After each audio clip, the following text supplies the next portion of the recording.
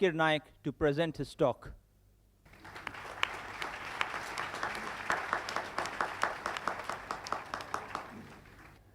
Alhamdulillah, wassalatu wassalam, ala rasulillah, wa ala ali wa sahbihi ajmain, amma ba'd. A'udhu billahi minash shaitanir rajim, bismillahir rahmanir rahim. Ya ayyuhal ladhina amanu, awfu bil uqud, uhillat lakum bahimatul anam, illa ma yutla alaykum. Bismillahir rahmanir rahim. Rabbi shrah li sadri, wa yassir li amri, wahlul uqdatam min lisani yafqahu qawli. Respected Mr. Rashmi Zaveri, Mr. Trivedi, Dr. Muhammad Naik, the respected people on the dais, my respected elders, and my dear brothers and sisters. I welcome all of you with the Islamic greetings. Assalamu alaikum wa rahmatullahi wa barakatuh. May peace, mercy, and blessings of Allah subhanahu wa ta'ala, Almighty God, be on all of you. The topic of this morning's debate is non-vegetarian food permitted or prohibited for a human being? It is not whether vegetarian food or non-vegetarian food which is healthy or which is better. If I prove that an apple is better than a mango, that doesn't mean mango is prohibited.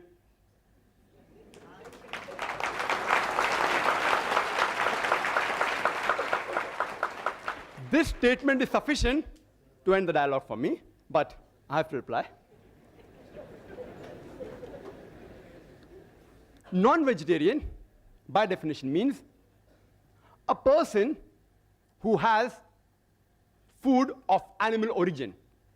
It does not mean a person who does not have vegetarian food. It does not mean a person who does not have vegetables and fruits. Let it be very clear to all of you. A more technical and a scientific word is an omnivorous diet. A person who has many types of food, especially foods of plant and animal origin. Vegetarian, as Mr. Rashmi very rightly said, it doesn't come from the word vegetables. It comes from vegetas, which means full of breath, full of life. He didn't give a better explanation. You can talk about it. And he didn't speak. There are various types of vegetarian. We have fructarian, who only eat fruits and nuts. Then we have the vegans, who don't have any animal products. We have lacto-vegetarian, what I believe Mr. Rashmi Zaveri is, they have milk. We have the ovo-vegetarians, who have eggs. We have the lacto-ovo-vegetarian, who have egg and milk also. We have the pesco-vegetarian, who eat fish. We have semi-vegetarian, who also have chicken. This classification is done by the Vegetarian Society, not by me. And you can name another 20. Time doesn't permit me. I would like to state a quotation by Dr. William T. Jarvis. Dr. William T. Jarvis, he is the advisor to the American Council of Science and Health, ACSH. And he's also the professor of public health and preventive medicine in the Loma Linda University. And he's also the founder and the president of the National Council Against Health Frauds.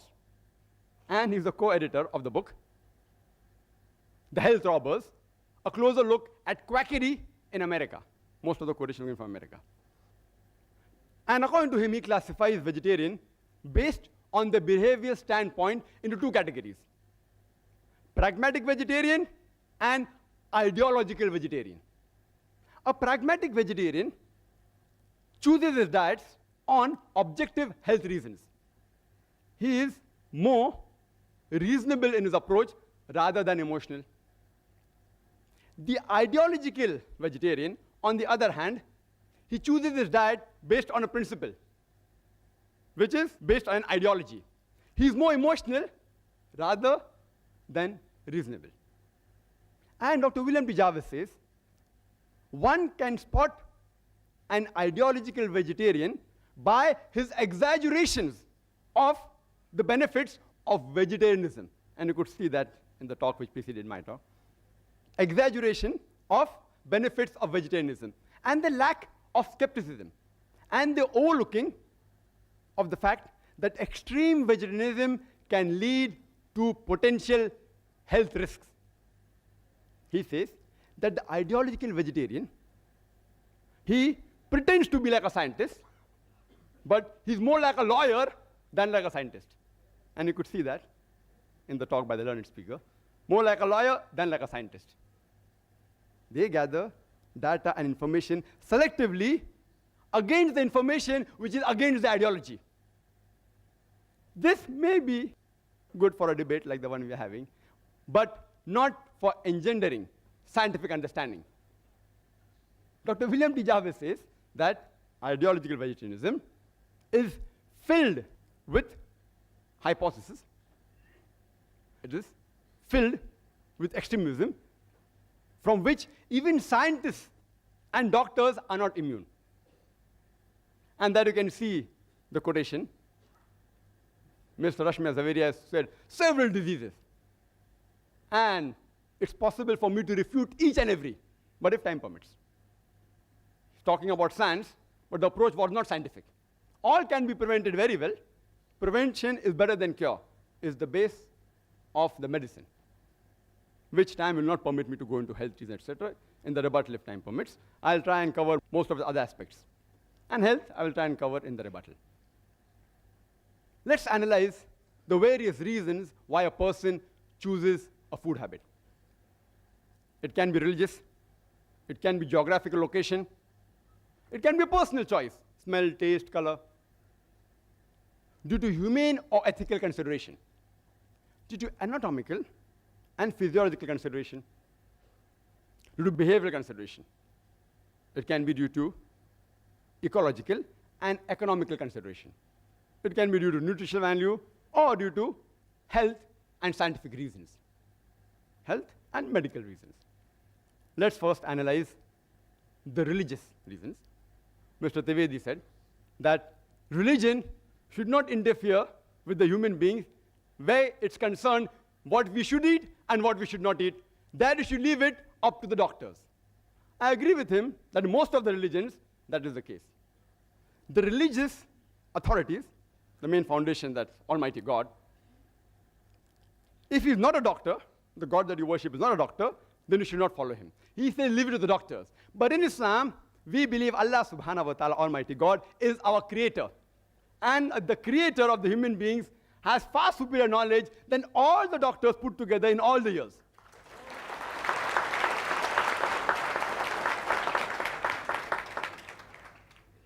And you can find the statements, as Mr. Rashmi Zaveri said, all from doctors. He's quoting from these books, which I think is available for sale outside, all these books. I will touch on some of these points, all out of which many are fictitious. Fictitious don't exist at all. Some are irrelevant, some are untested, and some are truths which are half-baked truths. I would like to make one point crystal clear. That while I prove undoubtedly that non-veg food should be permitted for the human beings, I do not have the slightest intention to hurt the feelings of any vegetarians. And while I prove logically and scientifically that non-veg food is permitted, and if someone feels hurt, his sentiments are hurt, I apologize in advance. I sincerely apologize. My intention is not to hurt anybody's feeling, but I have to reply to the presentation of the earlier speaker. As far as Islam is concerned, it is not compulsory for a human being to have non-veg. A Muslim can be a very good Muslim even by being a pure vegetarian. But when our Creator, Almighty God Allah subhanahu wa ta'ala, gives us permission to have non-veg, why should we not have it? And I started my talk by giving a quotation from the glorious Quran, from Surah Ma'idah, chapter number 5, verse number 1, which says, Ya ayyuhallazina amanu, O you believe, awfu bil uqud, uhillat lakum bahimatul anam, illa ma yutla alaykum. Fulfill all your obligations, and lawful for you for food are all four-footed animals with the exceptions named. Quran further says in Surah Nahl, chapter number 16, verse number 5, that cattle has been created by God for you. In it are various benefits. You derive warmth, and of the meat you can eat. The same message is repeated in Surah Mu'minun, chapter 23, verse 21, that you can have the meat of the cattle. Let's analyze the geographical reasons and the surrounding environment. And as we know, it influences a person's food habit. Like people living in the coastal region, the Konknis, they have more fish. People living in South India, they have more rice. People living in the deserts, where there's scarcity of vegetation, people mainly survive on the flesh of animals. The Eskimo, the Arctic region, where there's scarcity of edible vegetation, they survive more on seafood. And Mr. Zaveri said that he knows that vegetable is not available in certain parts of the world, but today, due to advancement of transportation, we can supply them with vegetables. I would request the Indian Vegetarian Congress to supply, at least give the transportation cost, that's all, to supply to the Eskimos, to supply to Saudi Arabia. You get vegetable in Saudi Arabia, it is more expensive. Why? Because the cost of transportation. That makes it more expensive. It is illogical and unscientific to spend more money to buy a food which is less nutritious. Let's analyze the humane reasons, the ethical reasons, and the pure vegetarians. They say that all life is sacred and no living creature should be killed. They fail to realize that today it's a universal fact that even plants have got life. So the main argument on killing a living creature doesn't hold good today. Previously, maybe, a couple of centuries ago, it may have held some weight, but today it carries no weight. Then they further argue today and they say, yes, we know that plants have got life, but they can't feel pain. Therefore, killing a plant is a lesser crime and lesser sin as compared to killing an animal. Today, science has further advanced, and we have come to know that even the plants can feel pain. They can even cry. But the cry of the plant cannot be heard by the human ear because the audible frequency range of the human ear is from 20 cycles per second to 20,000 cycles per second. Anything below and above this, the human ear can't hear. But the cry of the animal can be heard by the human beings, but the cry of the plant cannot be heard by the human beings. Just because you cannot hear the cry of the plant, that doesn't justify you to inflict pain or kill the plant.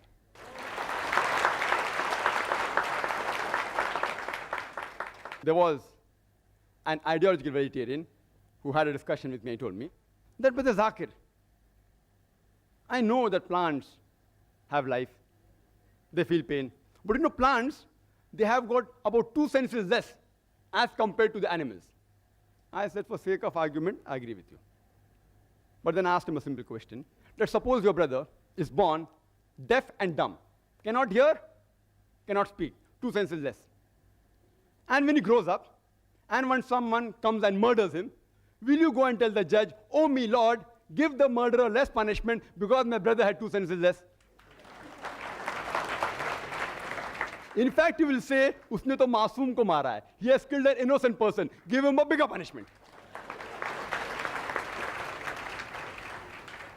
And further, if you analyze that in Islam, as far as living creatures are concerned, there are 2 types, broadly classified 2 types. Human beings who are living creatures and non-human being living creatures. As far as killing the human beings are concerned, Quran says in Surah Ma'idah, chapter number 5, verse number 32, that if any person, if anyone, kills any human being, unless it be for murder or for spreading mischief in the land, it is as though he has killed the whole of humanity. And if anyone saves any human being, it is as though he has saved the whole nation. If any person kills any human being, Muslim or non-Muslim, unless it be for murder or for creating mischief, Quran says he has killed the whole of humanity. If you save any human being, you have saved the whole of humanity. As far as non-human being living creatures are concerned, no human being should harm them unnecessarily, should not kill them unnecessarily for sports or for fun or for target practice. But if it is for your security and for your safety, you can stop them, you can even kill them. Or if you want for lawful food, but not just for fun and frolic or for hunting. Even if I agree that the plants are a lesser species as compared to the human beings, if you take the life of one animal, an average animal, it can feed about 100 human beings. For the same 100 human beings, you may have to kill more than 100 plants. So is it preferable to take the life of one living animal or the life of 100 living plants? Which is a bigger sin? Is it a bigger sin to kill 100 human beings who are handicapped or kill one healthy human being? Which is a bigger sin? You decide for yourself. There is a vegetarian society by the name of World Foundation on Reverence for All Life. Most of the quotation which he gave is from here and from these three books, most of them, almost all. The name of the foundation is World Foundation on Reverence for All Life. They forgot to mention except plant life in bracket. And it says, all creation is one family. All life is sacred. What kind of an ideology is this? That you permit the killing of one family member, but do not permit the killing of the other family member. It's illogical and unscientific. You know, in America, there are vegetarian society who take students to slaughterhouses, and they make them see the bloodshed and convert them to vegetarianism. It is like a doctor taking the young girls to observe and watch a difficult childbirth, and then say, that's the reason you should not marry and should not have children. These are unethical forms of mind control. Unethical. Unethical. In fact, we should teach our children that when vegetables can be grown for food, why can't animals be raised for food? All life is sacred. I agree. Unnecessary killing them is wrong. But for a requirement, lawful food is permitted. Let's analyze the anatomical and the behavioral consideration. And there were a list of various things mentioned by Mr. Zaveri. You know, he was reading from a paper at 100 miles per hour. I was trying to note down. How many disease? I, being a medical doctor, can answer, but how much can I answer? To name 10 diseases will take few seconds. To reply all 10 will take more than an hour. And here I listed a lot. I'll just try and tell you that if you go to authentic books, not researches made by ideological vegetarians, most of the answers are given on the medical aspect.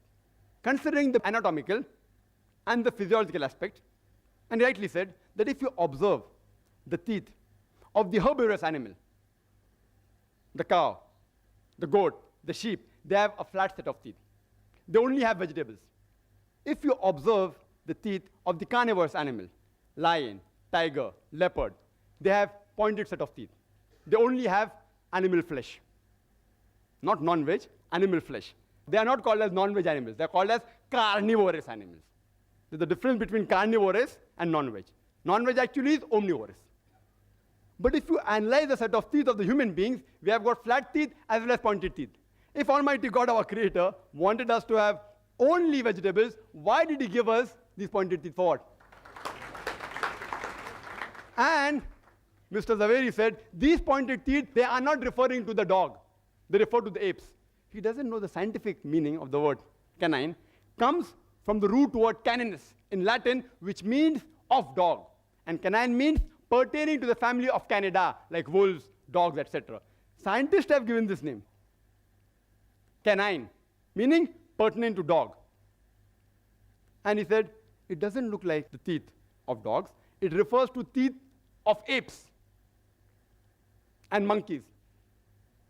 I believe in agreeing with the argument and proving my point, then you disprove him. It's easy. Even if I agree, it is the teeth, like the monkeys. Do you know monkeys also have non-veg? They have the lice.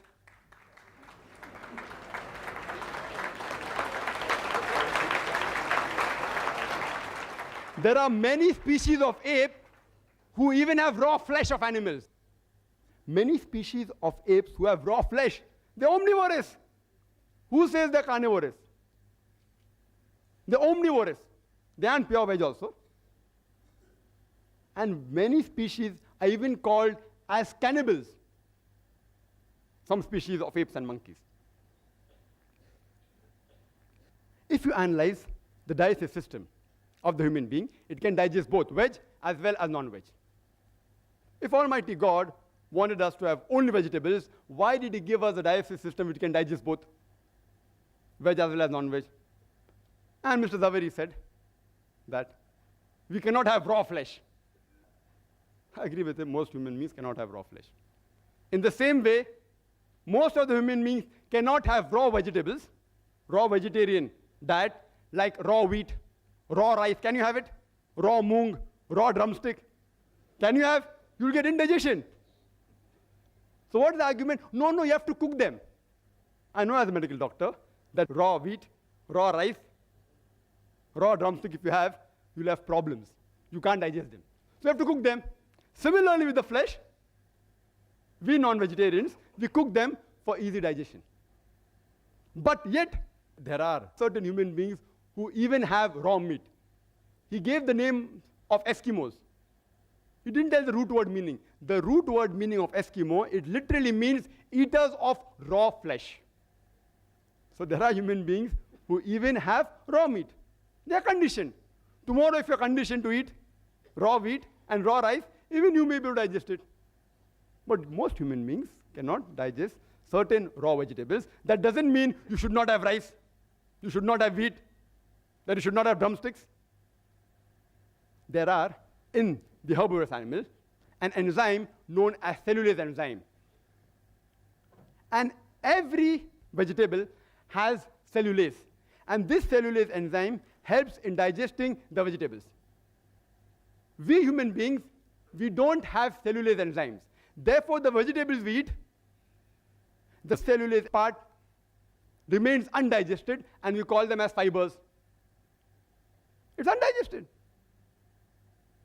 On the other hand, there are certain enzymes like lipase, trypsis, chymotrypsis, which are mainly meant for digesting non-vegetarian food. If Almighty God did not want us to have non-veg food, why did He give us these enzymes? And the primitive man, as said by the earlier speaker as well as the chief guest, archaeological evidence shows us clearly the Homo sapiens, the Eskimos, the Australian Aborigines, they were non-veg. So why the change now? We have the same teeth, we have the same digestive system, and he has given a list of other comparisons which prove we can have veg. And I agree with that. Where did I ever say that you cannot have veg? A non-veg is a person who has the food of the animal products as well as vegetarian food. It's an omnivorous diet. He said that the liver and the kidney in carnivorous animal is large. In the human beings, it is small like the herbivorous, because the animals have raw meat. Therefore, they have to remove the toxin on a higher level. We do it by cooking the food. Therefore, God gave us a small kidney and a small liver, which is sufficient to digest both cooked non-veg and also vegetables. Similarly, with all the arguments, HCl, it's not very acidic. Why? Because we don't require it. If we don't require it, why should God unnecessarily give it to us? Same with saliva, same with the pH of the blood, same with the lipoprotein. All the arguments are that because they have raw flesh, therefore they require it. We don't require it, so why should God give us? Yes, it's required for digesting veg food and cooked non-veg food. He said carnivorous animals, they lick. And the herbivorous animals, they sip. We human beings, we do both. We do both. When we drink, while we drink, we sip. When we have ice cream, what do? We lick. We lick also, and we sip also, depending upon what is the food we are eating. Even the tea we can lick, not that we can't lick. But why do waste time? It will take more time. Similar with all the arguments is given about the teeth being closed. Because we also have vegetables. If God would have asked us not to have vegetables, then maybe the teeth were far apart. He asked us to have both non-veg as well as veg food. And there are various verses in the Quran talking about various foods, pomegranates, talking about vegetables, talking about dates, etc., which we should have. The plants, many vegetarians say, that they regrow. Therefore, we aren't killing the plant, and there are some plants which have that facility, not all plants. There are various, which we cut, it regrows. So if this is the only argument, that because it regrows, you can have veg food, you know, if you cut the tail of the lizard, it regrows. Will you have the tail of the lizard? It's a delicacy. There are human beings, the Australian Aborigines, they relish the lizard. Will you have the tail of the lizard? And the answer will be no. You know what I'm doing now? I'm behaving like a lawyer. I'm feeling ashamed to answer all these things, but I have to do, because it is also a debate. I had come here so that we understand better and have a friendly understanding of each other, but I have to behave like a lawyer also, besides being logical and scientific, because the arguments put forth, anyone who has general knowledge can reply. But because people don't have general knowledge, many people aren't aware. That's why these arguments may satisfy many people. And all these arguments are given in the books, which are distributed. Meat Eating, 100 Facts by Nemi Chand, distributed by Jain Organization, also by the Indian Vegetarian Congress. This is a book given to me by Mr. Zaveri. 100 Facts about egg, vegetarian or non-vegetarian. Each and every argument can be disproved. Certain things I know that non-veg causes diseases which can be prevented. Let's analyze the behavioral consideration. He gave certain arguments. The food we eat has an effect on our behavior. I agree with him to a certain level. The food we eat has an effect on our behavior. That's the reason we Muslims have the flesh of herbivorous animal, like goat, sheep, who are docile and peace-loving. We want to be peace-loving and docile.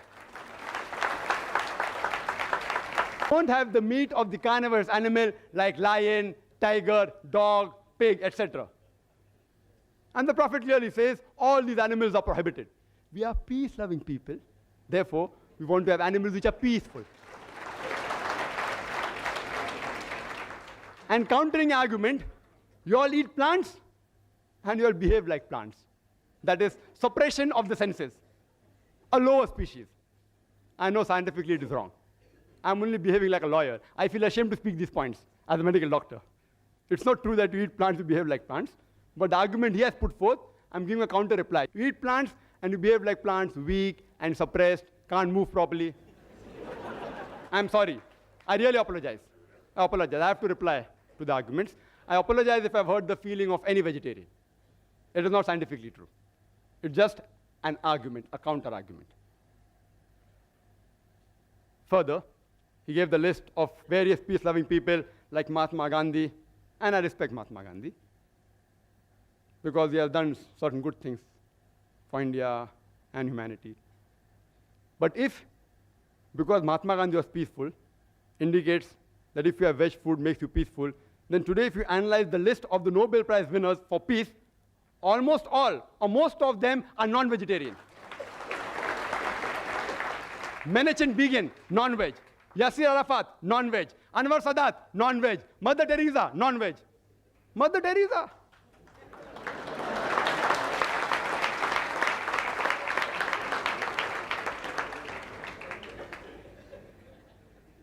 I want to ask you a simple question. Which man in the history of humankind is known maximum for killing maximum human beings? Can you guess? Hitler, Adolf Hitler. He has killed 6 million Jews. Was he a non-veg or veg? Vegetarian. Anyhow, there are crusaders of vegetarians. Now on the internet if you go, they say, see, Adolf Hitler was a vegetarian is a myth. He sometimes had non-veg. And the other side says that when he had gastric problems, that time he had vegetable foods only. To tell you frankly, on a scientific viewpoint, I do not consider the diet of Hitler to be responsible for him killing 6 million Jews. Neither am I telling, irrespective whether you are a vegetarian or non-vegetarian, I'm not interested in knowing, because I, being a doctor, I know it doesn't carry any weight. There were other factors which influenced him to take this drastic step, which is totally inhuman, not the diet. There are various researches done. There have been research in America on a group of students who were pure non-veg and on a group of students who were veg, pure veg. And they analyzed that the group of students who were non-veg, they were less violent and they were more social. But it's a research. It's not a scientific fact. I will never use this as an argument to prove that non-veg food makes you peaceful. No. I'm a doctor, more of a doctor, as well as lawyer were required because I'm in a debate. There are researches, but these researches aren't scientific facts. Most of the statements what Mr. Rashmi Zaveri made, all were researches, not scientific facts. There is not a single authentic medical book which says that non-veg food in general should be prohibited. Not a single. All these are researches, like the research done by this person in America. Then they say that veg food makes a person intelligent, and he gave a list of great names, Albert Einstein and Isaac Newton, etc., etc. If we analyze the list of the Nobel Prize winners in all these years, majority were non-veg, majority.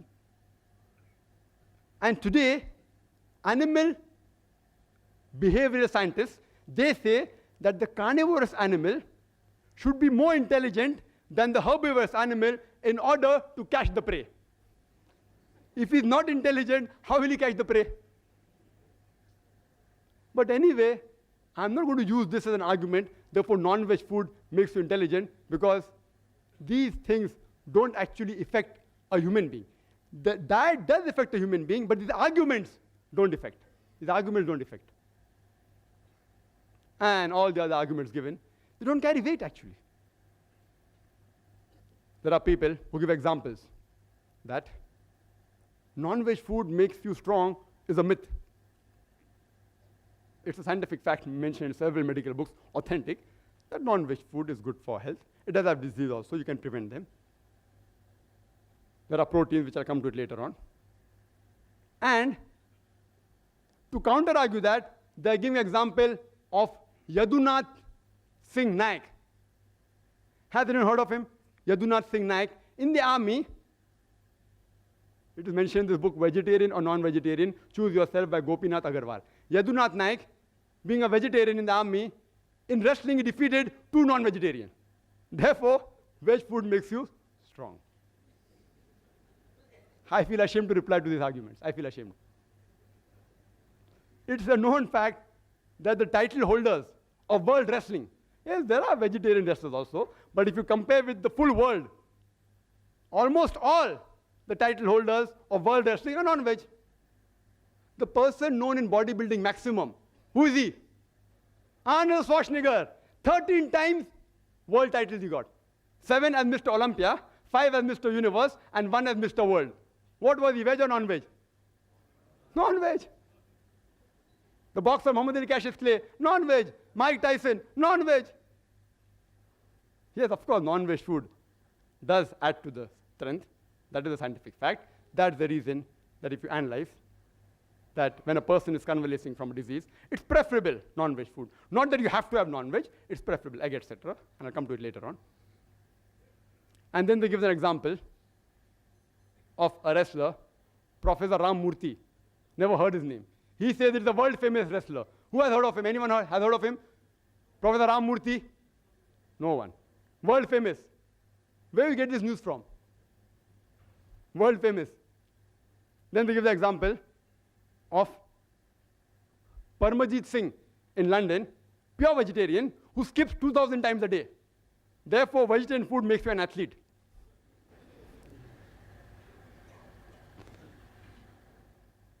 If these are the arguments supposed to be scientific, I really feel ashamed. Most of the athletic record holders. Here's the Guinness Book. You can go through it. I've brought it along here. All mentioned about bodybuilding, athletic, 100 meters dash, all these people. If at random also you check up their dietary history, even giving benefit of doubt, more than 80 to 90% will be non-veg. But I will be a fanatic if I say that all these records are only due to the diets. I'll be a fanatic. A few records may be related to the diet, but not all. For the argument they give that the smell and the sight of a carnivorous animal is strong. The night vision is strong. As Mr. Rashmi Javeri said, night vision and sense of smell is strong in carnivorous. In herbivorous, it is less. In human meat, it is less. Therefore, we should be vegetarian. There are herbivorous animals, like the bee, whose sense of smell is very strong. And they even have a very good night vision. See, these are arguments which are not scientific, may be useful in the debate to convince the people illogically. Therefore, I'm here. Then he gave the example. Animals have hoarse voice, coarse voice, the carnivorous animal. Herbivorous animal don't have coarse voice. And to ask you a simple question, which animal is maximum known for a hoarse voice? Donkey. Veg or non-veg? Veg or non-veg? Veg. Anyway, by no means am I trying to prove that vegetarian food creates hoarse voice or non-vegetarian food creates melodious voice. If you see the list of singers, many are non-veg, many are veg also. So just by quoting singers who are veg saying, oh, that's why vegetarian diet makes you melodious, is all illogical arguments. Really, I feel ashamed to answer all these things. And he gave certain economic points. That economic reasons why we should have vegetarian food. It's more economical, according to Mr. Zaveri. And he gave several statistics, so many calories, so many this, so many tons of protein, which is mentioned here. From where they get the statistics, God alone knows. And he mentioned some protein. It's also mentioned in this book that 1 kg of animal protein that we get, we have to feed so many plants, etc. Therefore, it is equivalent to 7 kgs of veg protein. So if you're having meat for 1 kg protein, you are taking 7 kg vegetables. Therefore, vegetable is cheaper. How they get this kg of proteins, I being a medical doctor don't realize. Is it kg of food or kg of protein? And if I agree with them, I agree with them. Okay. You say, for sake of argument, 2 plus 2 is 5. I agree, and then ask you, that you take 2 rupees, take 2 rupees, give me 5 rupees. Take 2,000, take 2,000, give me 5,000. Similarly, if I agree it is right, all the statistics, then I tell that the vegetarians, they should thank the non-vegetarians. You know why? Because if we would not have slaughtered the animal for food, it would have lived for another 5 to 10 years. And in that time, you would have had the vegetables of 7 to 8 people for a few years. So you should thank us from preventing the animal from eating your vegetable food. Furthermore, he gave the calculation from some record from where, I don't know. 1:14. The land that you graze required for animal is 14 times more than the land required for food, etc.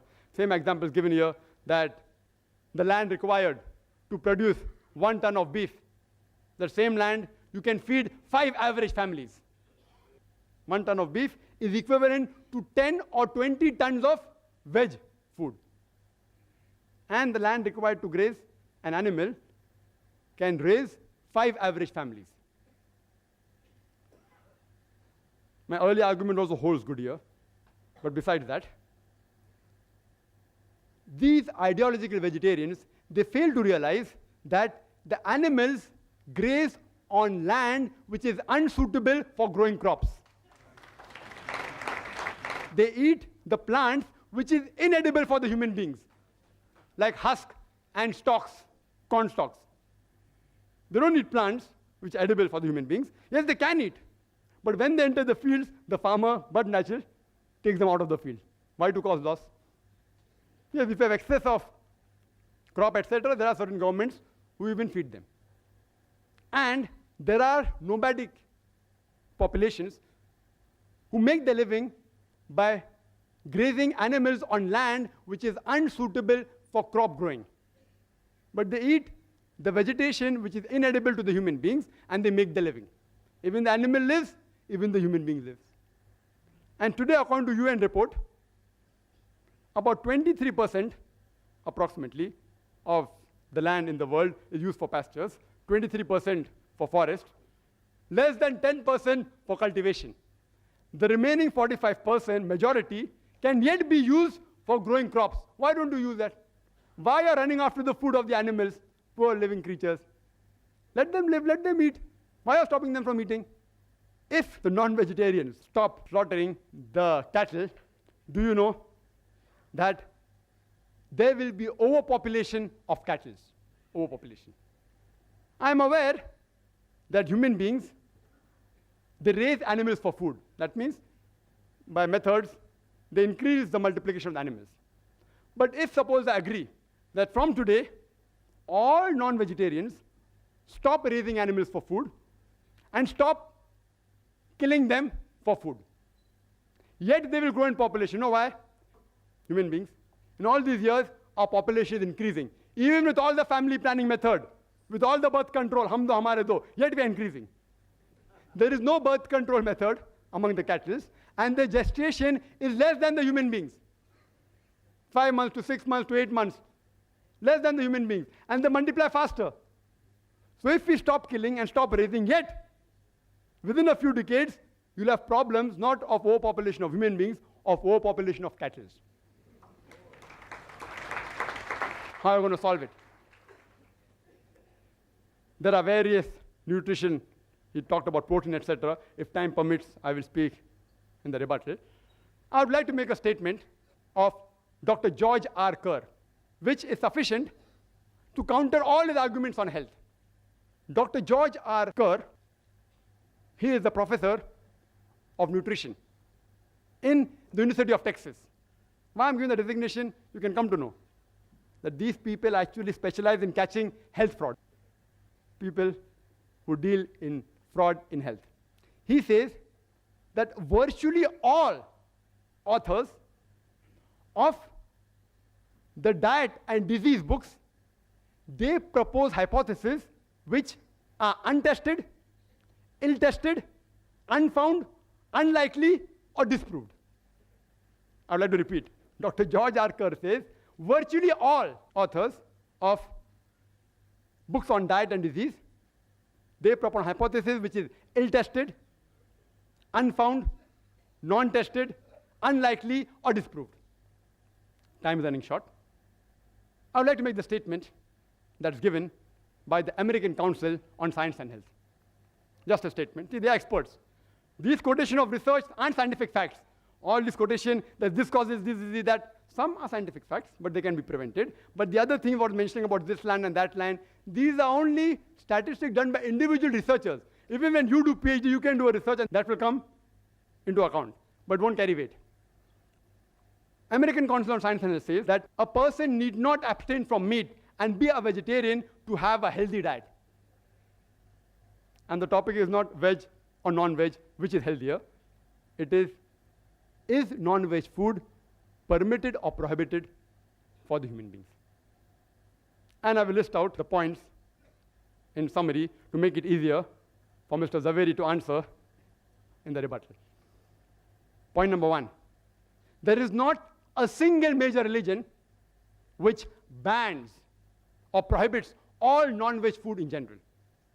Point number 2, geographical places like Arctic, where Eskimos live, how could you have provided food all these years back? And today also, if you provide, it's going to be more expensive. Point number 3, if all life is sacred, why do you kill the plants? Even they have life. Point number 4, even plants feel pain. Point number 5, even if I agree they have 2 senses less, killing a creature of 2 senses less is a lesser crime, is illogical. Point number 6, it's preferable to kill one animal and take one animal life than to take 100 lives of plants for feeding 100 people. Point number 7. Each and every argument can be disproved. The liver and the kidney, HCl. Same with saliva, same with the pH of the blood, same with the lipoprotein. Point number 8. The human beings have an omnivorous set of teeth for eating veg as well as non-veg. Point number 9. They have a digestive system which can digest both veg and non-veg and have proved it scientifically approved by the enzymes. Point number 10. Primitive man was non-veg. So you can't say it's prohibited for human beings. Human beings means even for that person. Point number 11. The food you eat has an effect on a behavior, but saying that non-veg food makes you violent has got no scientific base at all. Point number 12. Giving argument that veg food makes you strong, makes you peaceful, makes you intelligent, makes you athletes, are all myths. Point number 13. Night vision and sense of smell is strong in carnivorous. In herbivorous, it is less. The carnivorous animal have hoarse voice, coarse voice. Herbivorous animal don't have coarse voice. Are all illogical arguments. Point number 14. That veg food is cheaper, I've disproved it. It's not economical. In certain countries, yes. Like India, it can be. But if you go abroad, in the Western countries, veg food is more expensive. And fresh veg food is phenomenal. Fresh vegetables. Furthermore, point number 15, that the land required to graze the animal will cause scarcity of the land for growing crops is also wrong. Point number 16. If the non-vegetarians stop slaughtering the cattle, do you know that there will be overpopulation of cattle? Point number 17. According to Dr. Kerr, these books written by dietitian, they can't be relied upon. All the statistics given are mainly from there. There is not a single statement, point number 18, in any authentic medical book which says non-veg food in general should be banned. Point number 19. There is not a single government on the face of the earth which has banned all non-veg food as a general rule. And point number 20, that even the American Council on Science and Health has said that for a healthy diet, being a pure vegetarian is not required. These are sufficient proof, logical and scientific, that non-veg food has to be permitted. If Mr. Zaveri doesn't agree, I request him to answer scientifically, not by comparison on just researches. But yet if Mr. Rashmi Bhai Zaveri doesn't reply to more than 20 points which I've put forth, yet I will not ask him to become a non-veg. Because I'm not a fanatic non-vegetarian. I'm not. Yet if you want to continue eating vegetarian food, I have got no objection. It's a personal choice. It's a personal choice. Some people like, due to certain taste, etc.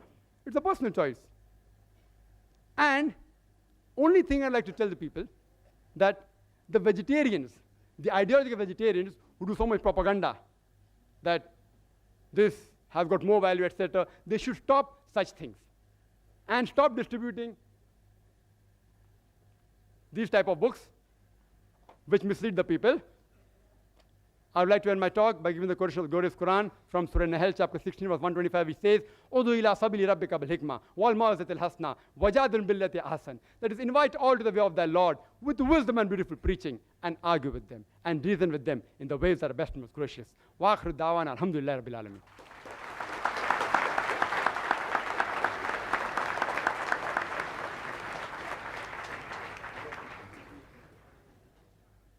I now call upon Mr. Rashmi Bhai Zaveri to present his response to Dr. Zakir Naik. Ladies and gentlemen, Mr. Rashmi Bhai Zaveri.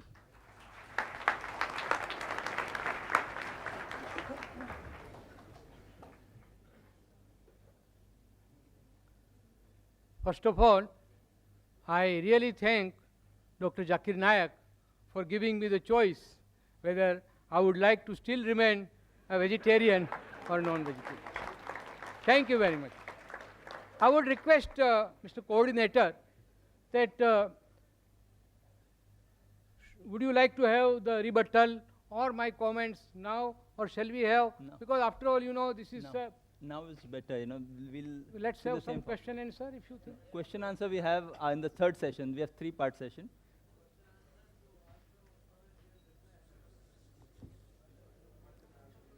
Yes, Mr. Zaveri, you can continue. Anyhow, we are totally at the command of the coordinator, so I will No, as obey. decided, you know, the No, same it's format we okay. keep. I will obey. I will your, not allow Dr. Zakir also order. to change the format. Now, I'll object. first thing that I will say, it's not a question of whether one is logical or illogical, and it's not a question of the choice that one makes. As I said in my talk earlier, everything is relative, and you have to understand this topic from that perspective. Now, one thing that I will very strongly object with respect to Dr. Zakir's, that not a single religion prohibits non-veg. I am expert, I can say, because I am a student, I have done MA in Jainology, I can say from my religious point of view that Lord Mahavir and our all 24 Tirthankaras very vehemently prohibited non-veg food. I have already given you some quotations. You see, mainly arguments of Dr. Dean Ornish is based on the fact that non-veg food contains excessive protein, cholesterol, and saturated fat. So that is why he said that for healthy and peaceful living, you must have non-veg veg diet. Now, he said that plant has also got life. No, it is not only proved by Dr. Jagdish Chandra Bose, but even our Lord Mahavir. He stated 2500 years ago that not only plant, air, water, fire, minerals of the earth, they all have life. He has not said that you are allowed to kill this life and maintain yourself. But he was a practical Tirthankara. So he said that those who cannot renounce this world and become Jain Muni, you know, Jain Munis, they don't even kill plant vegetation or even other living beings for their food. They bake the food which is cooked in our house. Will not go into that controversy that even you kill it and then give them. That's a separate story. But the teachings of Mahavir are very clear that you shall not harm any living being, whether animate or inanimate. Now, because of certain constraint for those people who cannot renounce the world, he has said that at least you can avoid essential killing. He has said that even if you, when you have food made out of plant, it is violence, it is hinsa, but it is necessary. So what I prohibit is unnecessary killing. Friends, this is a very sharp distinction, but very important distinction we should make, that if the alternative is available, we should not go for that alternative which compels us to kill and eat our own fellow creatures. Another thing, sir. He said plants, in my talk I stated about plant food, and he said that even a lizard can grow tail. That's the only exception. The plants, you pluck fruits, they will give you more fruits. You cut their branches, more branches will grow. See, there is no end to such argument. So let us restrict our argument to this. About medical science, and he rightly stated that medically also he has given certain things. I have also stated. Now it is for the enlightened audience to decide whether the scientific facts that I have given are correct or he has given. It's okay. It's a question of argument. Now he has conveniently forgotten. Please excuse me, I am telling because I am trying to rebut your things. The psychological aspect. When we consume animal food, we also inherit certain animal instincts. What have you to say? Please, in your rebuttal, you can say that. Now, doctors also, most of the doctors prescribe raw vegetable. Now, coming to cooking. most of the doctors prescribe raw vegetables for healthy diet.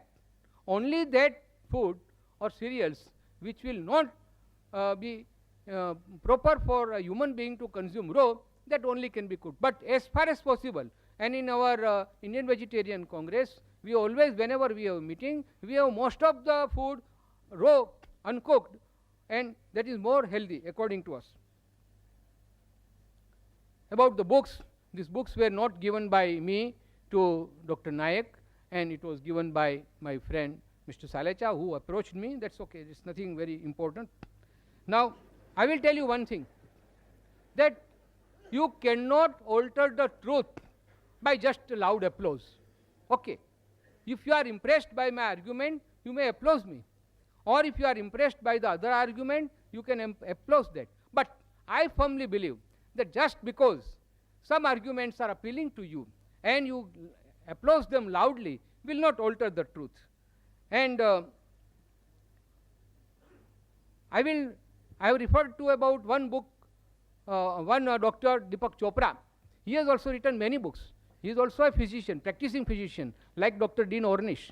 He has also conducted researches, and he has come out with a theory that your food will have a terrific effect on your impulses and urges, your physical development, psychological development, and emotional development. You know, most of the psychological and emotional distortions are because of the flesh food that one eats, and that is why it is prohibited. It is totally illogical to say that by eating animals you are helping vegetarians. We should not worry about the animal population because nature is quite capable of taking care. Why?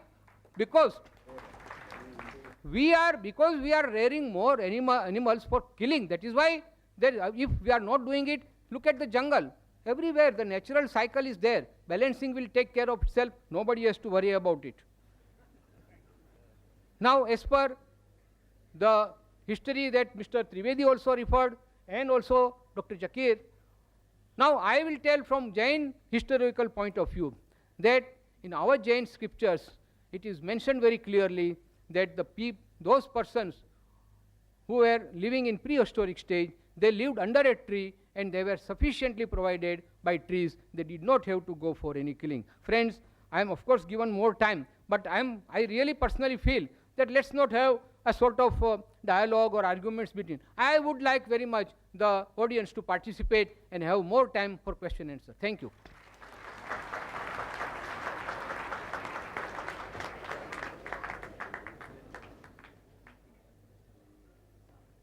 Thank you, Mr. Zaveri. We have 5 minutes more. It's taken 5 minutes left. Now I call upon Dr. Zakir Naik to present a response to Mr. Rashmi Bhai Zaveri for 15 minutes only.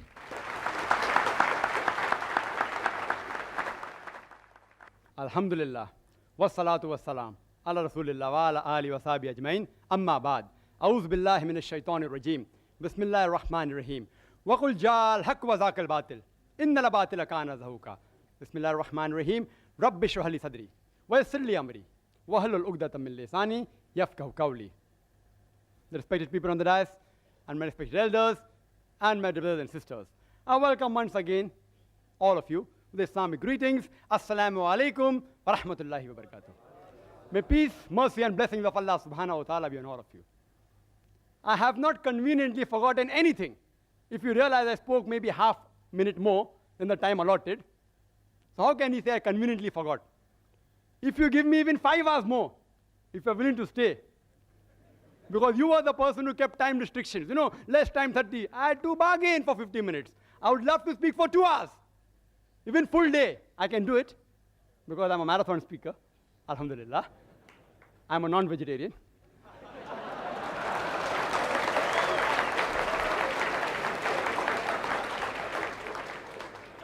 Mr. Zaveri said that I said that no religion prohibits non-veg. I never said no religion. I said no major religion. It's being recorded. No major religion. And Jainism is not a major religion. According to the books you gave me, you gave certain books, Jains are only 0.4% of India, 0.4. Less than 1%. Can you call it a major religion? In India, leave aside world out of the question. Negligible. I am very clear cut in my statement. Regarding the argument on Jainism, I can reply, but the coordinator won't give me permission. I am restricted to Islam. I can reply even on Jainism. I am a student of comparative. Excuse me, sir, you can't interfere when the speaker is speaking. Whether saying I did not say, you can very well see the video cassette.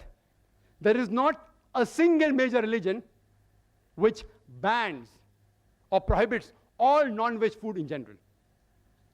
You can see the video cassette. Ask your question in question time, please. Don't get irritated. The diet will help you. Don't get irritated. Brother Rashmi Bhai Zaveri said, I did not answer whether you get animal instinct. I said in my lecture, I think you didn't hear, I said we eat peaceful animals like goat, sheep, because we want to be peaceful. And therefore, when I came starting, I always said, peace be on all of you. Further, he said, I didn't state Dr. Dean Ornish. I yet challenge him. If his book is referred by any authentic medical college, authentic book, not just dietary books, that answer I already gave by Dr. William T. Jarvis. Even scientists and medical professionals are not immune to the ideological thinking of the vegetarians. They aren't immune. It's not a medical book. He may have written a diet book. I am very clear in my words. I don't mix words. And Dean Ornish, whatever his name is, may be very famous. I don't know him. I'm hearing him for the first time. I don't know. I yet ask him to prove and check whether that book is referred as a textbook, not as a medical book, a text medical book in a college. That shows authenticity. He said we should not worry about the cattle. Nature will take care. It is you all who are so much worrying. We aren't worrying. Nature made them in such a way that the moment you kill them, they will again come. God is the creator. Allah made them. If we kill lion, tiger, they will become extinct. Therefore, we cannot have their food. The cattle, we can have. God has made them that way. If we don't follow the instruction of God, there will be overpopulation. And regarding cutting of plants, what he said, people say that if we have plants, the mother is yet alive. So in that way, the offspring of the cow, of the goat, the calves, that means can we cut them? Yes. The mother is yet alive. The cow is yet alive. And when the offspring becomes a mother, you can also kill the mother. So even if I agree with this logic, the plant survives. In the animals, more lives are surviving than the plants, if I agree with this logic. Furthermore, I said that best is prevention is better than cure. I agree with Dr. Ornish when he says that vegetarian diet is helpful for certain diseases. Even I advise that. Where I said no. But the topic is not which food is healthier, but making a statement, it is banned for human beings. I challenge any authentic medical book. I'm a doctor, not books, whether given by Russia Foundation or Indian Vegetarian Congress, whatever it is. These books are stating things which are unfound, ill-tested, unproved. There is the Islamic method of prevention better than cure, which will answer most of your questions. The Islamic method is there of prevention better than cure. When we slaughter the animal, we do the zabiha. We cut the throat and the windpipe and the vessels of the neck without damaging the spinal cord. Otherwise, the nerve going to the heart may get severed, there may be cardiac arrest. When the spinal cord is not damaged and the vessels of the neck are slit open along with the throat and the windpipe, the heart is pumping, most of the blood flows out of the body. Blood is a very good media of germ and bacteria. If you slaughter the animal in this way, most of the disease transmitted by blood, many which you named, can be eliminated, can be prevented. The meat remains fresh for a longer time if it's slaughtered by the Islamic method. And people say, oh, it's so merciless. You all are so mercilessly killing, it dies of pain. When we slaughter in the Islamic method, when we cut the blood vessels of the neck, the blood supply going to the nerve, which is responsible for pain, is severed. So the animal does not feel pain. The animal kicks and writhers. You know why? Due to the gush of flow. The animal doesn't feel pain. It is contracting and relaxing because there's lack of blood in that part of the body. The animal does not die of pain. It dies a painless death. Painless. Painless. We eliminate most of the disease transmitted by blood. Secondly, there are many countries in the world and many people who raise animals, they give them hormones. And one was mentioned by Mr. Zaveri, read his name. It's called as DES, diacylglycerol. It's a hormone injected to cattle so that they become fat and you get more money for flesh. This is haram in Islam. Carcinogenic hormones, if ingested in animal, even if you slaughter by the zabiyah method, it is yet haram. It is zabiyah but not halal. It is zabiyah and haram. If the cattle are injected with hormones, you are not allowed to have those hormones. Neither are we allowed to have cows which are fed with non-veg. Because the Prophet said, any animal that is fed with non-veg, it is prohibited for you. After that, if you take care of hygienic conditions and cook the meat very well, most of the diseases which Mr. Zaveri spoke, or not all, most of them will be eliminated. And in the non-veg flesh food, the most dangerous, which is commonly eaten, is pork. It has more than 70 different diseases which you can get if you ingest pork. More than 70 different diseases. And one of them is ischemic heart disease, which he spoke about. Because pork has more of fat building material than muscle building material, it gets deposited on the walls of the vessels, causing atherosclerosis, hypertension, etc. That's the reason in the Quran, no less than 4 different places, in Surah Baqarah chapter number 2, verse number 173, in Surah Ma'idah chapter number 5, verse number 3, in Surah Anam chapter number 6, verse number 145, and Surah Nahl chapter number 16, verse number 115, it says, Hurrimat alaykumul maitutu waddamu wa lahmul khinzir, wa ma uhilla li ghayrillah bih.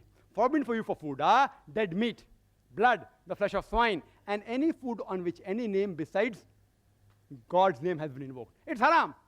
So we abstain from it and we prevent several diseases of non-veg. Quran says in Surah Taha, chapter number 20, verse number 81, eat of the food we have provided for you in sustenance, but commit no excesses therein. Most of the diseases, what Mr. Rashmi Bhai Zaveri spoke about, is due to excessive eating. Even if you eat excessive veg food, you will have many diseases. I will not say, don't have veg food. I'm a doctor. I'm not an ideological, neither a fanatic non-vegetarian. So if you prevent eating in excess, most of the disease will be prevented. If you follow the Islamic guidelines, slaughter in the Islamic method, remove the blood, don't give hormones, cook the food very well, hygienic conditions, avoid pork, don't eat in excess, most of the disease can be prevented. It answers most of his arguments. Few are yet remaining. If time permits or during question answer time, if you ask, I will reply. Do you know that talking about healthy food, talking about all research and experiments, I'll talk something which is a fact. According to Dr. William, again very famous person, Dr. William, he says that vegetarian food extends the life of a human being for more than 6 years. If you have veg food, as compared to non-veg food, you live 6 years longer. Again, hypothesis. If you analyze, data was collected about all the people who lived above 100 years from 1932 to 1952. And on this data, a person by the name of O. Sejares, he wrote a book, Living to be 100, 1,200 people who did and why they did it. Everything is mentioned. In it, even diet is mentioned. Do you know out of 1,200 people, how many were vegetarian? How many? Guess. 1,000. 4.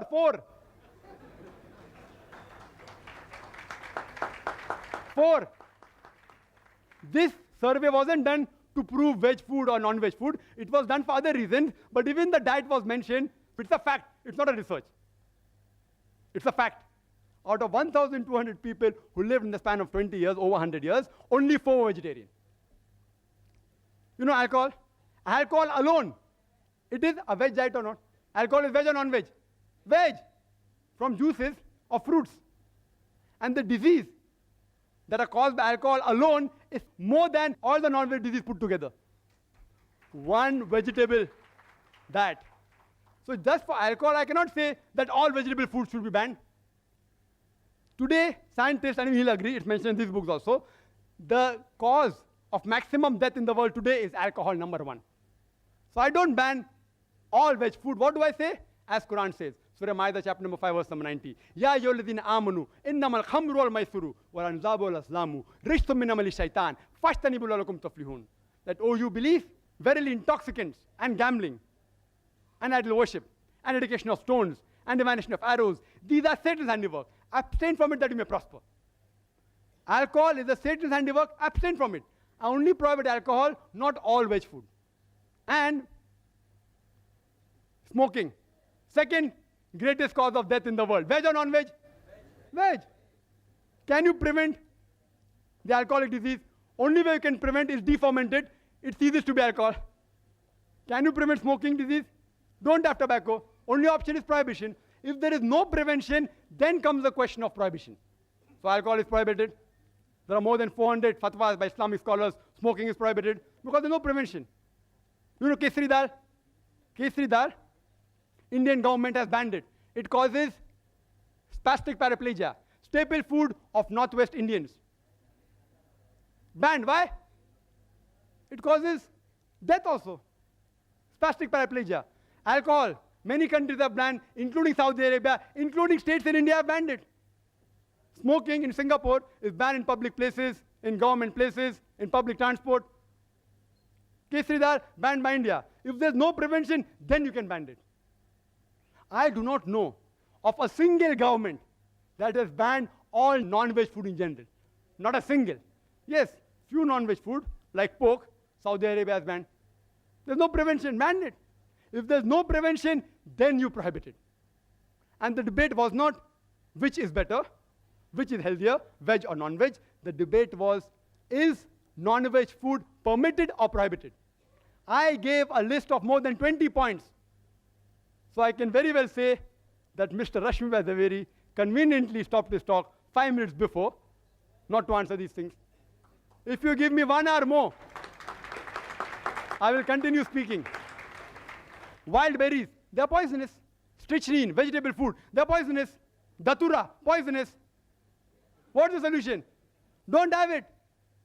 You know, water. Water has so many diseases transmitted. Cholera, paratyphoid, typhoid. It causes amoebiasis, giardiasis, roundworm, pinworm, viral hepatitis. I can go on talking. Only by water.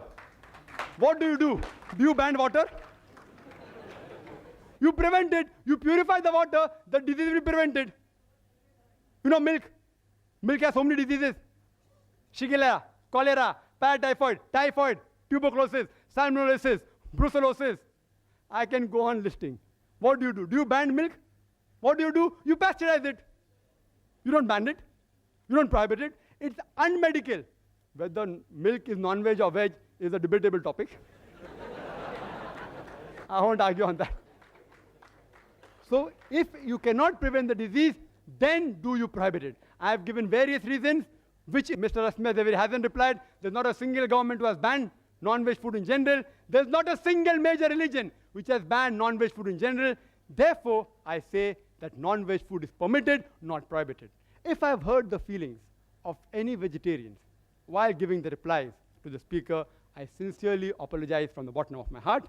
I would like to end the talk by giving the quotation of the glorious Quran from Surah Isra, chapter number 17, verse number 81, which says, وَقُلْ جَاءَ الْحَقُّ وَزَاقَ الْبَاطِلُ إِنَّ الْبَاطِلَ كَانَ زَهُوقًا. When truth is heard against falsehood, falsehood perishes. For falsehood is by its nature bound to perish. وَآخِرُ دَعْوَانَا الْحَمْدُ لِلَّهِ رَبِّ الْعَالَمِينَ.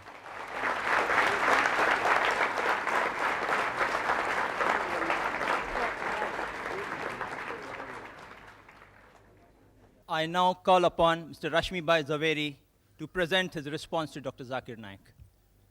Ladies and gentlemen, Mr. Rashmi Bhai Zaveri.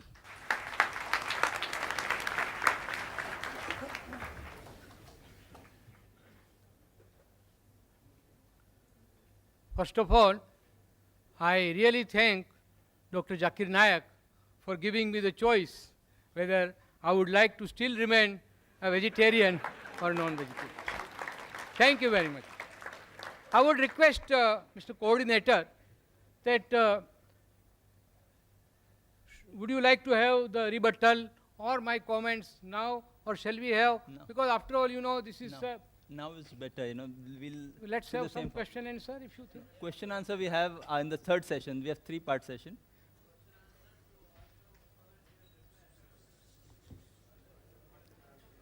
Yes, Mr. Zaveri, you can continue. Now, we are totally at the command of the coordinator, so I will No, as obey. decided, you know, the No, same it's format we okay. keep. I will obey. I will your, not allow Dr. Zakir also to order. change the format. Now, I'll object. first thing that I will say, It's not a question of whether one is logical or illogical, and it's not a question of the choice that one makes. As I said in my talk earlier, everything is relative, and you have to understand this topic from that perspective. Now, one thing that I will very strongly object with respect to Dr. Zakir's, that not a single religion prohibits non-veg. I am expert, I can say, because I am a student, I have done MA in Jainology. I can say from my religious point of view that Lord Mahavir and our all 24 Tirthankaras very vehemently prohibited non-veg food. I have already given you some quotations. You see, mainly arguments of Dr. Dean Ornish is based on the fact that non-veg food contains excessive protein, cholesterol, and saturated fat. So that is why he said that for healthy and peaceful living, you must have non-veg veg diet. Now, he said that plant has also got life. No, it is not only proved by Dr. Jagdish Chandra Bose, but even our Lord Mahavir. He stated 2500 years ago that not only plant, air, water, fire, minerals of the earth, they all have life. He has not said that you are allowed to kill this life and maintain yourself. But he was a practical Tirthankara. So he said that those who cannot renounce this world and become Jain Muni, you know, Jain Munis, they don't even kill plant vegetation or even other living beings for their food. They bake the food which is cooked in our house. Will not go into that controversy that even you kill it and then give them. That's a separate story. But the teachings of Mahavir are very clear that you shall not harm any living being, whether animate or inanimate. Now, because of certain constraint for those people who cannot renounce the world, he has said that at least you can avoid essential killing. He has said that even if you, when you have food made out of plant, it is violence, it is hinsa, but it is necessary.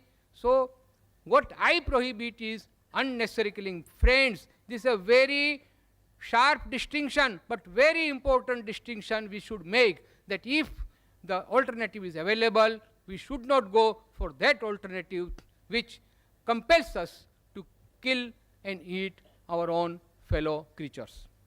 Another thing, so he said plants. In my talk I stated about plant food, and he said that even a lizard can grow tail. That's the only exception.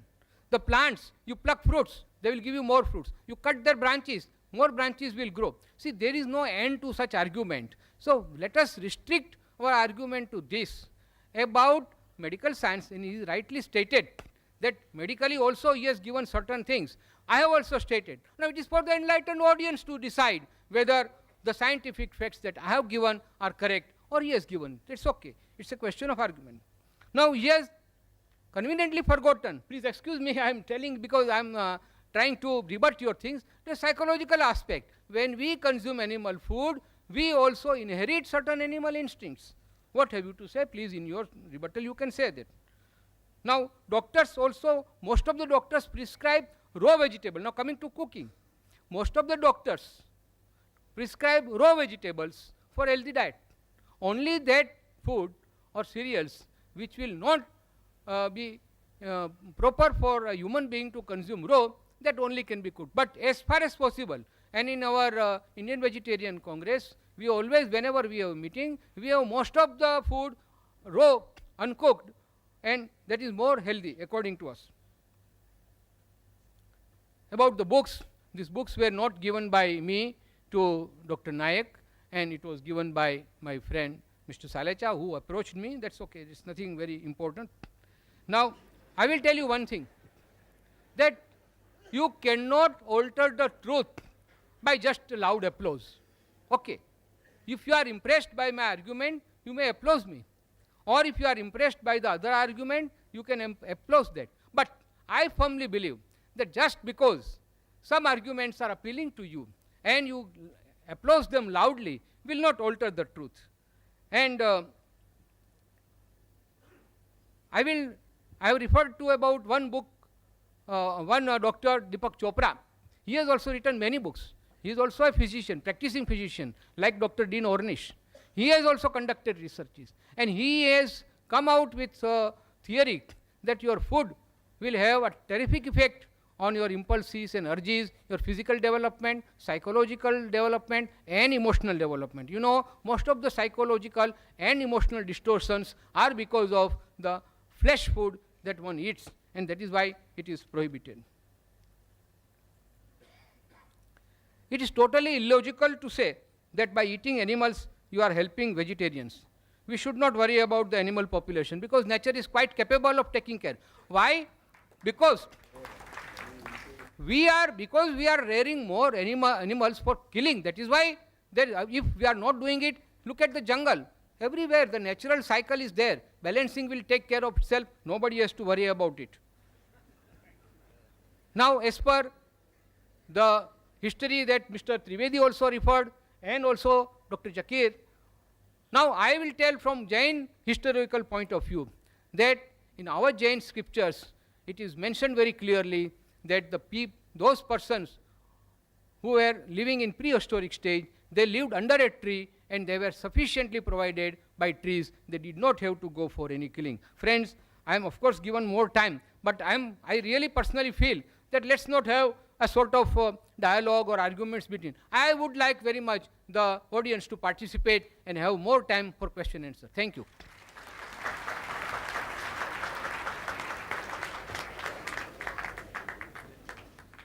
Thank you, Mr. Zaveri. We have 5 minutes more. He's taken 5 minutes left. Now I call upon Dr. Zakir Naik to present a response to Mr. Rashmi Bhai Zaveri for 15 minutes only. Alhamdulillah. Wassalatu wassalam. Ala Rasulillah wa ala ali wa sahbihi ajmain. Amma ba'd. A'udhu billahi minash shaitanir rajim. Bismillahir rahmanir rahim. Wa qul ja'al haqq wa zaqal batil. Innal batila kana zahuqa. Bismillahir rahmanir rahim. Rabbi shrah li sadri wa yassir li amri wa hlul 'uqdatam min lisani yafqahu qawli. The respected people on the dais and my respected elders and my brothers and sisters, I welcome once again all of you with Islamic greetings. Assalamu alaikum wa rahmatullahi wa barakatuh. May peace, mercy and blessings of Allah subhanahu wa ta'ala be on all of you. I have not conveniently forgotten anything. If you realize I spoke maybe half minute more than the time allotted, so how can you say I conveniently forgot? If you give me even 5 hours more, if you're willing to stay, because you were the person who kept time restrictions, you know, less time 30. I had to bargain for 50 minutes. I would love to speak for 2 hours. Even full day, I can do it because I'm a marathon speaker, alhamdulillah. I'm a non-vegetarian.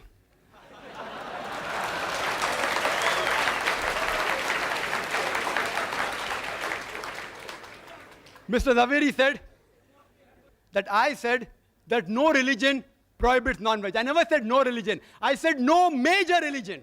It's being recorded. No major religion. And Jainism is not a major religion. According to the books you gave me, you gave certain books, Jains are only 0.4% of India, 0.4. Less than 1%. Can you call it a major religion? In India, leave aside world out of the question. Negligible.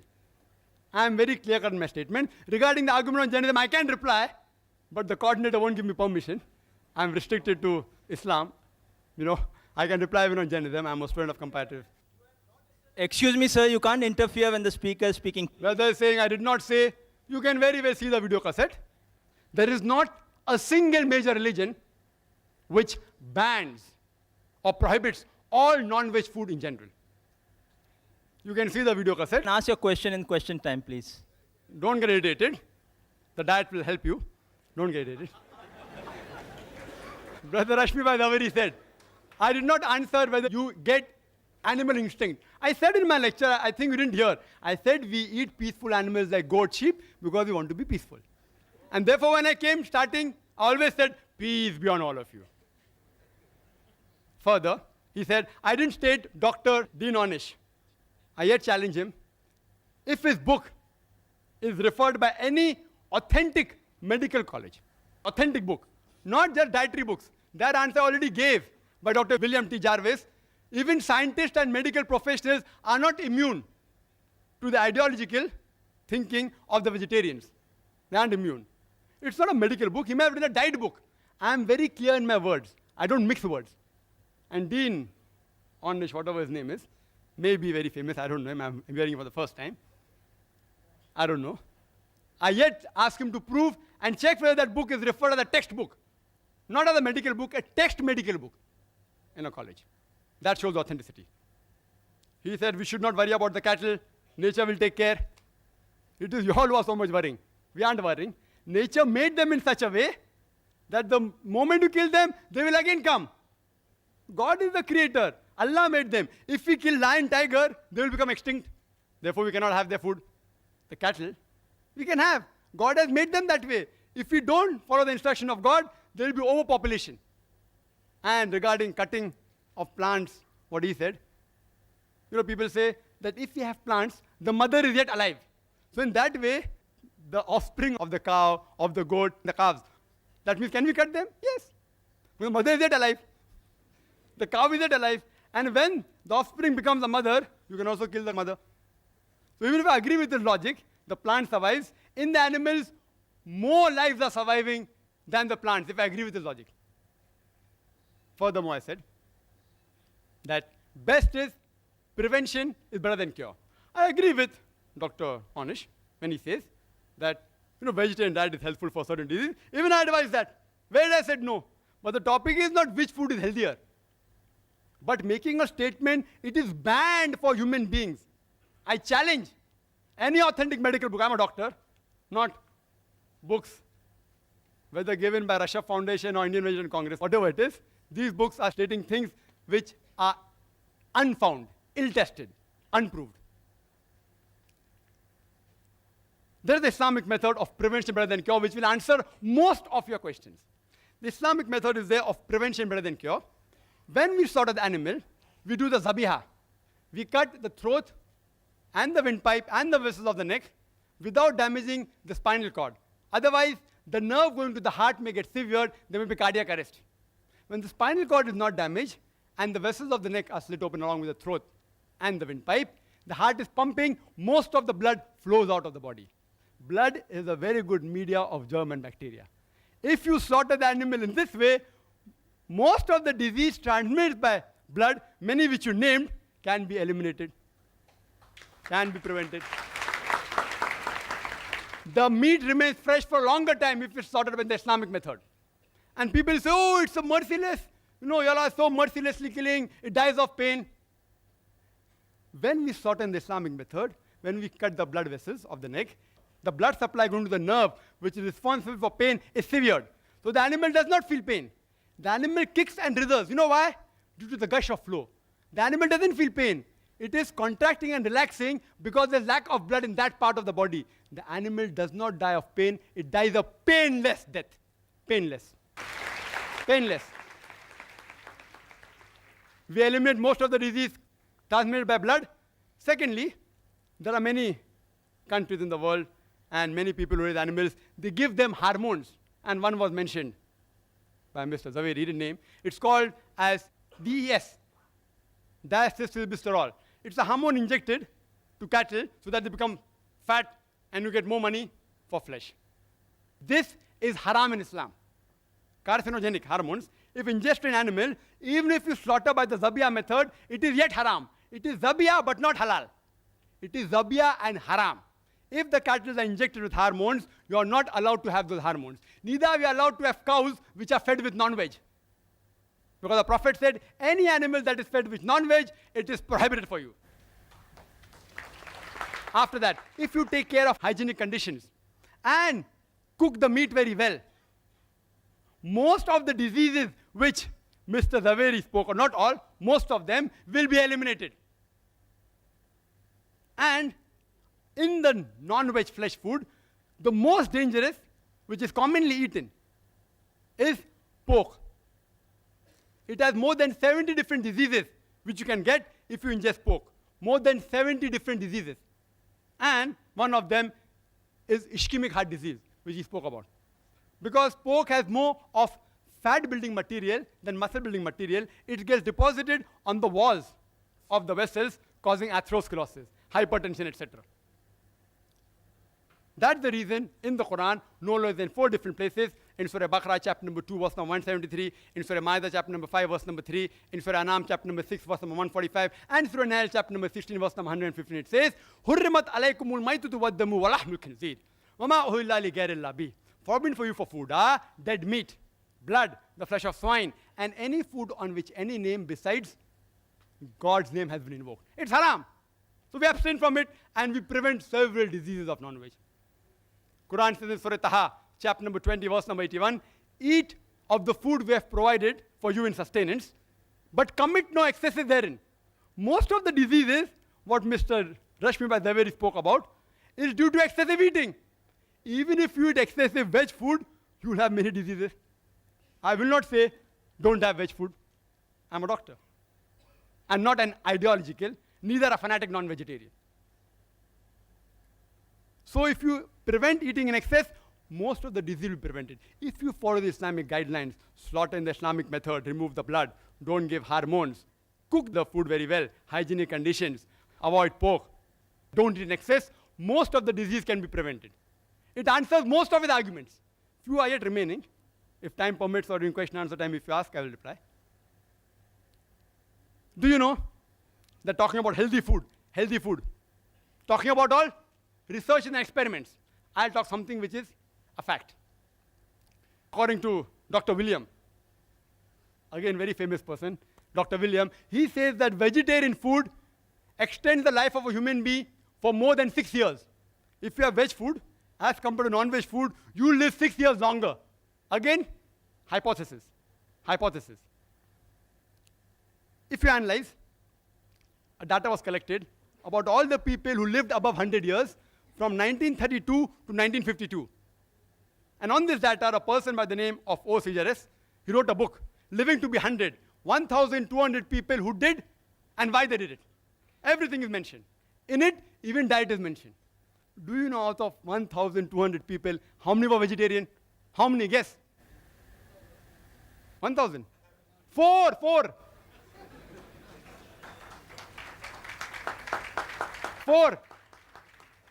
This survey wasn't done to prove veg food or non-veg food. It was done for other reasons, but even the diet was mentioned. It's a fact. It's not a research.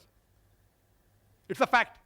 Out of 1,200 people who lived in the span of 20 years, over 100 years, only 4 were vegetarian. You know alcohol? Alcohol alone, it is a veg diet or not? Alcohol is veg or non-veg? Veg. From juices of fruits. And the disease that are caused by alcohol alone is more than all the non-veg disease put together. One vegetable diet.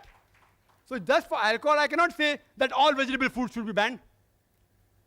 Today, scientists, and he'll agree, it's mentioned in these books also, the cause of maximum death in the world today is alcohol, number 1. So I don't ban all veg food. What do I say? As Quran says, Surah Ma'idah chapter number 5, verse number 90. Ya ayyuhalladhina amanu, innamal khamru wal maisuru, wal anzabu wal azlamu, rijsun min amali shaitan, fashtanibu la'allakum tuflihun. That, oh, you believe, verily intoxicants and gambling and idol worship and dedication of stones and divination of arrows, these are Satan's handiwork. Abstain from it that you may prosper. Alcohol is a Satan's handiwork. Abstain from it. I only prohibit alcohol, not all veg food. And smoking. Second greatest cause of death in the world. Veg or non-veg? Veg. Can you prevent the alcoholic disease? Only way you can prevent is deferment it. It ceases to be alcohol. Can you prevent smoking disease? Don't have tobacco. Only option is prohibition. If there is no prevention, then comes the question of prohibition. So alcohol is prohibited. There are more than 400 fatwas by Islamic scholars. Smoking is prohibited because there's no prevention. You know Kesari dal? Kesari dal? Indian government has banned it. It causes spastic paraplegia. Staple food of Northwest Indians. Banned. Why? It causes death also. Spastic paraplegia. Alcohol. Many countries have banned, including Saudi Arabia, including states in India have banned it. Smoking in Singapore is banned in public places, in government places, in public transport. Kesridar banned by India. If there's no prevention, then you can ban it. I do not know of a single government that has banned all non-veg food in general. Not a single. Yes, few non-veg food, like pork, Saudi Arabia has banned. There's no prevention, ban it. If there's no prevention, then you prohibit it. And the debate was not which is better, which is healthier, veg or non-veg. The debate was, is non-veg food permitted or prohibited? I gave a list of more than 20 points. So I can very well say that Mr. Rashmi Bhai Zaveri conveniently stopped his talk 5 minutes before, not to answer these things. If you give me 1 hour more, I will continue speaking. Wild berries, they are poisonous. Strychnine, vegetable food, they are poisonous. Datura, poisonous. What's the solution? Don't have it. You know, water. Water has so many diseases transmitted. Cholera, paratyphoid, typhoid. It causes amoebiasis, giardiasis, roundworm, pinworm, viral hepatitis. I can go on talking. Only by water.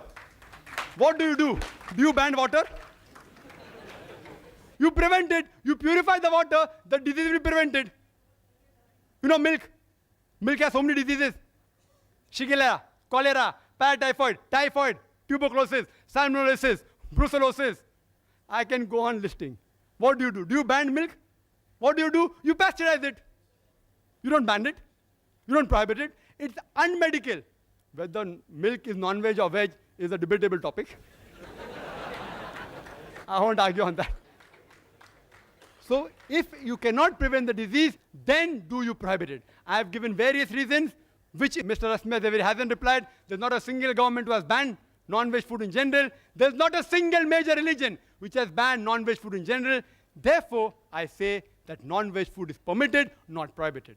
If I have hurt the feelings of any vegetarians while giving the replies to the speaker, I sincerely apologize from the bottom of my heart. I would like to end the talk by giving the quotation of the glorious Quran from Surah Isra, chapter number 17, verse number 81, which says, وَقُلْ جَاءَ الْحَقُّ وَزَاقَ الْبَاطِلُ إِنَّ الْبَاطِلَ كَانَ زَهُوقًا. When truth is heard against falsehood, falsehood perishes.